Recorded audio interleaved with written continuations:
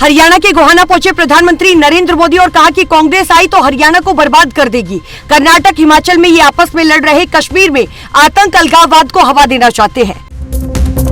हरियाणा के गोहाना पहुंचे प्रधानमंत्री नरेंद्र मोदी कांग्रेस पर जमकर साधा निशाना। कहा, कांग्रेस का शाही परिवार देश का सबसे भ्रष्ट परिवार है। प्रधानमंत्री ने 10 साल पहले पूर्व मुख्यमंत्री भूपेंद्र हुड्डा की अगुवाई वाली कांग्रेस सरकार के वक्त दलितों पर अन्याय का मुद्दा उठाया और बिना नाम लिए कुमारी शैलजा के साथ कांग्रेस में हो रहे व्यवहार पर सवाल खड़े किए।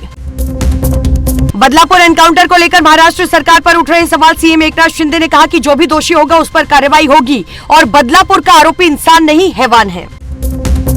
बदलापुर मुठभेड़ पर हाईकोर्ट ने सरकार और पुलिस के सामने रखे सख्त सवाल और पूछा कि सिर में गोली क्यों मारी, क्यों 4 पुलिस वाले एक शख्स को काबू नहीं कर सके।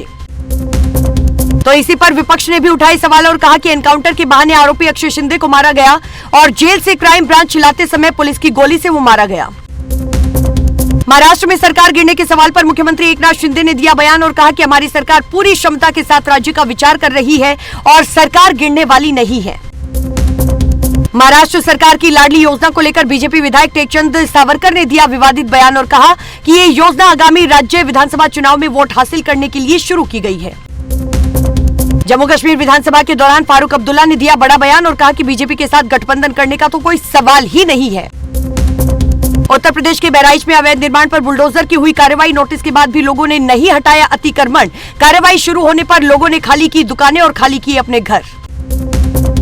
बहराइच में बुलडोजर एक्शन पर समाजवादी पार्टी ने उठाई सवाल। सपा नेता ने कहा कि सीएम योगी को बुलडोजर चलाने में मजा आता है। समाजवादी पार्टी के पूर्व विधायक आरिफ अनवर हाशमी पर ईडी का शिकंजा और हाशमी और उनके करीबियों से की पूछताछ। 8 करोड़ रुपए से ज्यादा की संपत्ति को किया गया जब्त। अपराधियों के एनकाउंटर को लेकर सियासत हुई तेज। पिछले 3 दिनों में 4 एनकाउंटर और 2 अपराधियों की हुई मौत। अखिलेश यादव ने यूपी की कानून व्यवस्था पर उठाए सवाल। बीजेपी ने पंडित दीनदयाल उपाध्याय की 52वीं जयंती पर कार्यक्रम का किया आयोजन। भूपेंद्र चौधरी, ब्रजेश पाठक के साथ कई भारतीय जनता पार्टी के नेताओं ने की शिरकत। दिल्ली में बढ़ते प्रदूषण को देखते हुए फिर लागू हो सकता है ऑड इवन का नियम और पर्यावरण मंत्री गोपाल राय ने दी जानकारी। दिल्ली की मुख्यमंत्री आतिशी पर प्रदेश कांग्रेस अध्यक्ष देवेंद्र यादव ने साधा जमकर निशाना। कहा, दिल्ली राम भरोसे आम आदमी पार्टी एक्सपोज हो चुकी है। अरविंद केजरीवाल ने आरएसएस प्रमुख मोहन भागवत को लिखी चिट्ठी और पूछे 5 सवाल और कहा कि 75 पार वाला रूल मोदी जी पर लागू नहीं होगा क्या।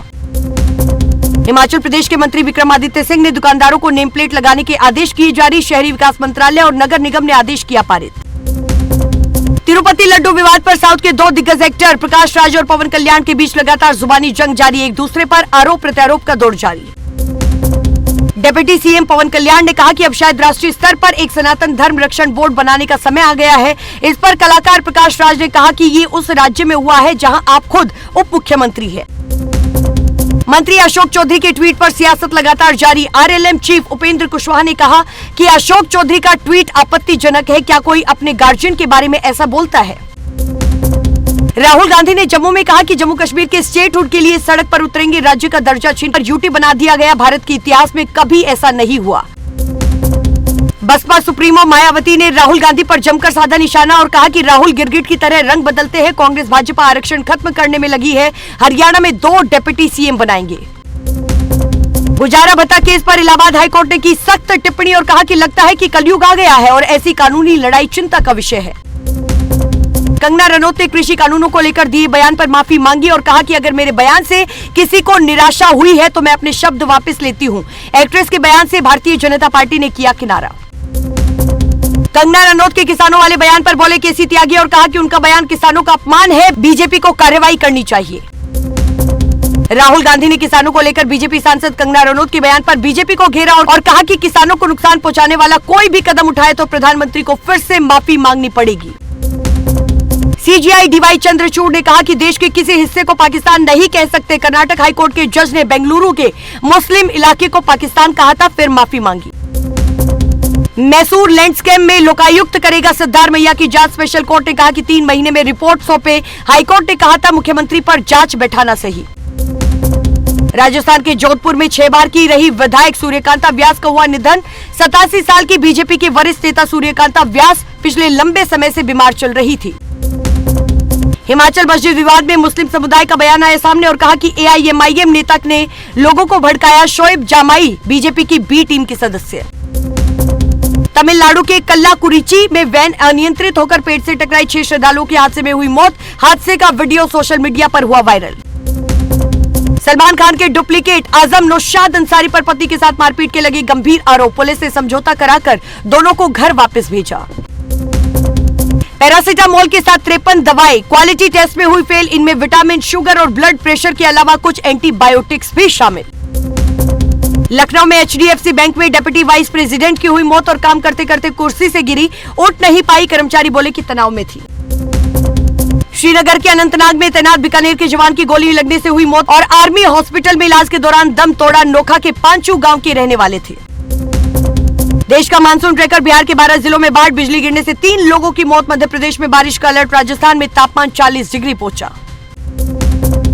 जेलेंस्की बोले कि रूस को जंग रोकने के लिए मजबूर करना होगा। UNSC में कहा कि सिर्फ बातचीत से नहीं निकलेगा सोल्यूशन।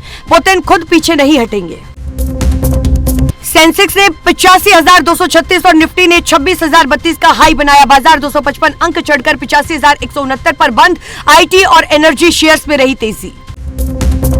पहली बार 75,000 के पार निकला सोना। ये 75,260 प्रति 10 ग्राम पर पहुंचा। तो वहीं चांदी की अगर बात करें तो चांदी 1,922 रुपए बढ़कर 90,324 प्रति किलो बिक रही। और आज के लिए इस वीडियो में बस इतना ही। अगर आपको वीडियो पसंद आई हो तो वीडियो को लाइक करें, कमेंट करें, शेयर करें और चैनल को सब्सक्राइब करना बिल्कुल ना भूलें। नमस्कार।